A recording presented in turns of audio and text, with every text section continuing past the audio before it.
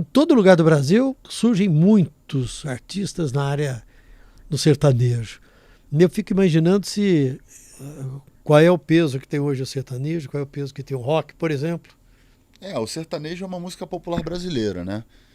Então ele é, por origem, ela já é uma música que dialoga com a rotina, com a cultura, com o comportamento do brasileiro. Então eu acho que já tende a ter uma abordagem mais próxima, digamos assim, da maioria da população brasileira. O sertanejo, ele também está ligado muito com a questão dos grandes investimentos e da forma como ele conseguiu se estabelecer, falando de negócios aí, né? Uhum. Ele se estabeleceu de uma forma muito organizada na indústria, se estabeleceu de uma forma onde existem investimentos muito altos, né? Agora ficou mais claro agora também a participação do agro dentro da representatividade do sertanejo. Então investimentos altíssimos do agronegócio dentro do sertanejo, que é a música deles, e por que não, entende? Então eu acho que disputar com o sertanejo nesse lugar de espaço é muito difícil, porque a gente está falando de uma realidade que é muito diferente. Agora o trap, por exemplo, e o rap, eles disputam nesse lugar porque eles também fazem parte de uma parcela grande da sociedade que vai passar pela linguagem da periferia. Muitas mulheres que se sentem de alguma maneira representadas, ainda que o espaço seja menor, mas na luta, né, por espaço de representatividade.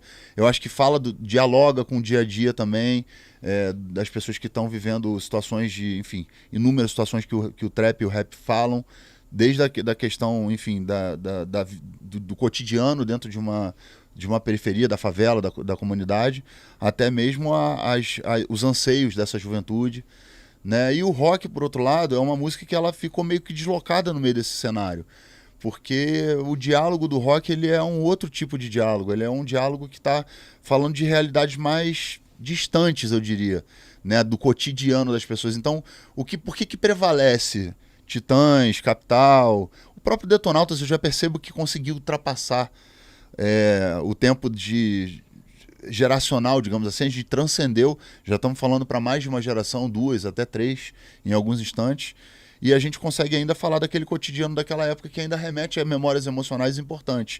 Então tem um trabalho de nostalgia, que é com onde o rock está talvez se relacionando nesse momento. Mas, enfim, eu acho que o mais difícil, o maior desafio do rock é entender qual é a linguagem, o que se está se falando e traduzir para o nosso estilo. E aí isso não é fácil de fazer porque, enfim, eu fiquei outro dia, minha filha chegou para mim, eu tenho uma filha de 15 anos, ela falou assim: pai, vai fazer trap, tu vai ficar milionário. Primeiro essa visão, né? Uhum. Vai fazer trap que você vai ficar milionário. Uhum. Tipo, existe essa visão da coisa da ostentação, do dinheiro, de ganhar muita grana, que, óbvio, todo mundo que quer, de alguma maneira, se destacar em alguma coisa, quer também ter o recurso financeiro como retribuição. Mas eu falei: mas filha, o que eu vou falar se eu for um trapper? Eu vou falar: então eu acordei, levei você pra escola, peguei meu cachorro, fui dar uma volta. Minha realidade hoje é outra realidade, eu tenho 46 anos. Eu não sou um moleque que eu tô no meio do dia a dia da rua, com a linguagem da rua. Seria fake da minha parte tentar contar uma história que não é a minha.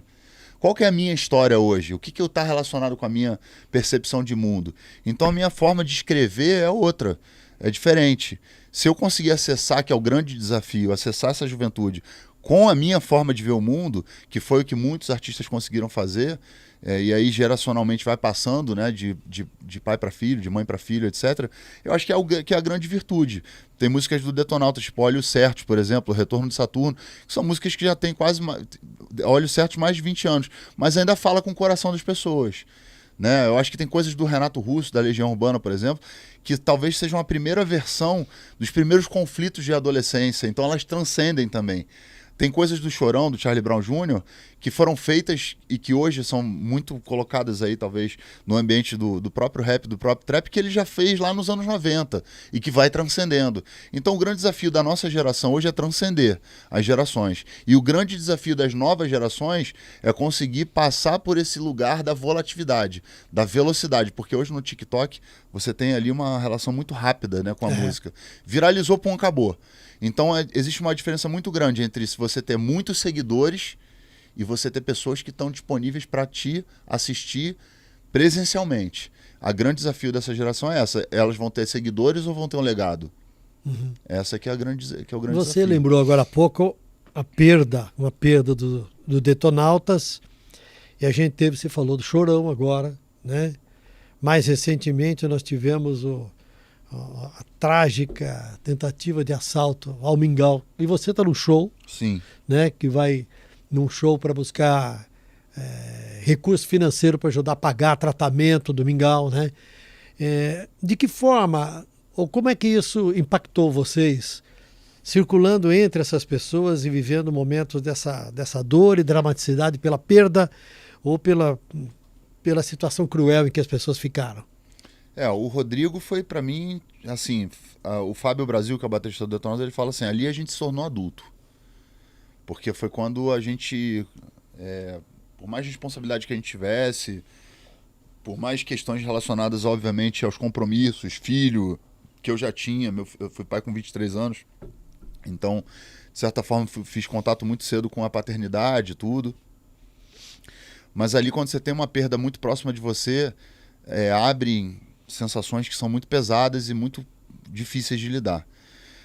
Então foi complicado. Ele virou uma chave pesada em mim, assim, muito importante. Até que vai refletir no meu comportamento social diante das perspectivas políticas, tudo que envolveu os meus ativismos e o que se desenrolou nesses últimos anos todos. Foi ali que acho que deu a virada de chave. O Chorão, para mim, foi uma perda, assim, inacreditável, porque era um ícone que eu conheci, que me inspirou na época quando eu era adolescente, né? Então eu fui nos shows do Charlie Brown, eu ouvia as mensagens do Chorão, ele me inspirava de alguma maneira a querer fazer o que eu faço, e eu tive contato com ele, ainda que não fosse um contato íntimo, né, tão próximo como amigo do dia a dia, mas era uma pessoa por quem eu tinha uma admiração profunda. Quando ele parte, deixa uma lacuna muito grande dentro do rock. Né? Nenhuma outra banda vai ocupar o espaço do Charlie Brown, assim como não vai ocupar o espaço da Legião, como também não vai ocupar o espaço do Cazuza, do Raul, da Rita, né? E dos grandes ícones do rock que são... Rita, dentro da Rita, né?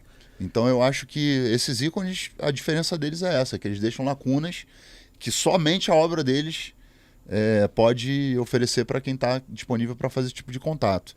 O Mingau é um milagre. Né? O Mingau é um milagre. O Mingau tá vivo, é um milagre. E eu participei de alguns shows junto com ele, porque ele tem um projeto junto com um amigo meu que chama Ivan Sader, tem uma banda chamada Trem, que é tributo ao rock nacional. Então é o Mingau, Mingau tocando baixo, o Graveto, Bruno Graveto, que é do Charlie Brown, fazendo a batera, o Fred, que é um guitarrista músico muito bacana, e o Ivan Sader, que hoje também, além de ser ele trabalha multimídia, né, em vários lugares, é um cara que também tem essa banda, ele vai participar amanhã também. Então eu conheci o Mingau através dessa galera, da Trem. E o Mingau é uma pessoa que, tem uma história dentro do rock incrível, né? Desde o Ratos de Porão ali até passando pelo Traje a Rigor. Então o Mingau conseguiu uma coisa que parecia impossível nesses tempos de polarização. Colocar dentro do mesmo espaço o Roger e o Tico Santa Cruz, por exemplo. Uhum. Né? E não só o Tico Santa Cruz e o Roger, mas várias pessoas que de alguma maneira têm pensamentos opositores e que de alguma maneira entraram em embates públicos nos últimos anos.